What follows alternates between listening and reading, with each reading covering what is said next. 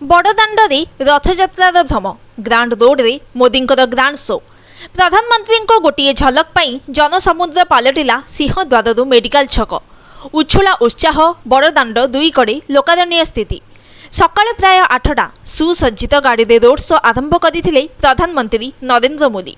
साथ में बीजेपी राज्य सभापति मनमोहन सामल एवं पुरी सांसद प्रार्थी संबित पात्र लोकों को हाथ हलाई अभिवादन जणाइबा सहित भोट मागिथिले एही टॉप बीजेपी हेवीवेट।